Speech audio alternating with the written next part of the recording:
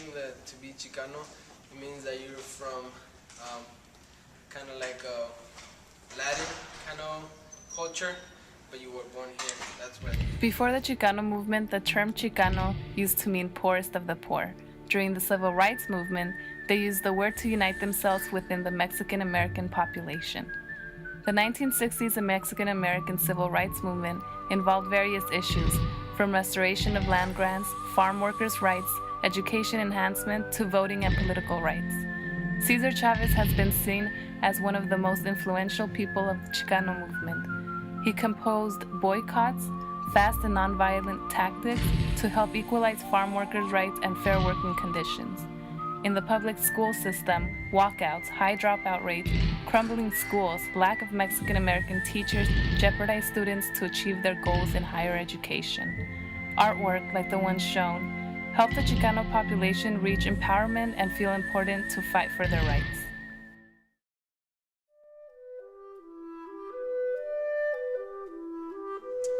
This is an interesting question. What does it mean to be Chicano? I have to contextualize it. I was born in South Texas, along the Rio Grande, Rio Bravo border. And to be honest with you, in Texas, I hardly heard during my school years the word Chicano. For us, it's Tejano, Tex-Mex. It wasn't until my family and I migrated from Texas to Washington State that I started to hear, the word Chicano. I started to learn about Cesar Chavez, Dolores Huerta. So for me, the word Chicano in a nutshell means a political state of mind.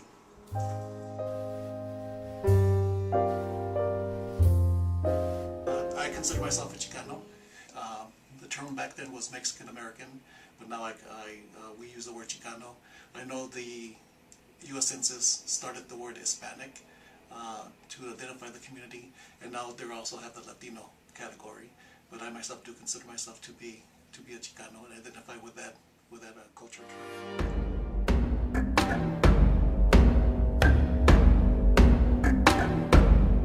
The text that I use is Luis Valdez's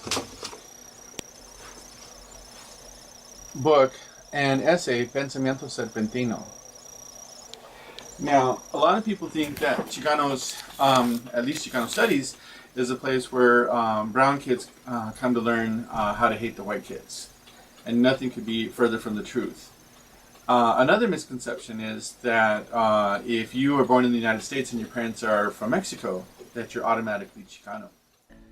Luis Valdez speaks about El Teatro Campesino in his book, Early Works, that had to do with how Mexicans were treated and exploited by the Americans.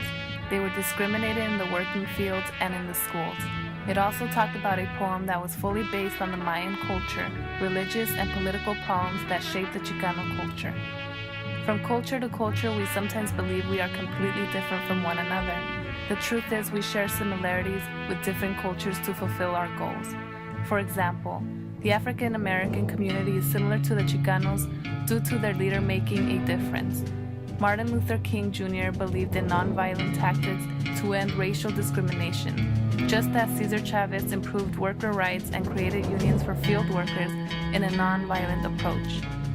Both King and Chavez are examples of how our culture has similar characteristics to improve equality and our rights.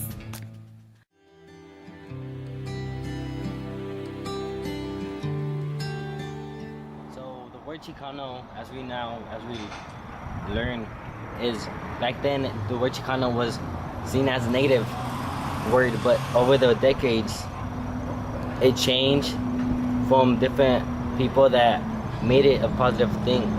One of those people was Cesar Chavez, which he fought for the rights of the farm workers, and from there other people started doing the same thing for the Latino community. And from there, as we see, the Latino community went through different struggles and obstacles. So did other communities, as the African American community, the Chinese community.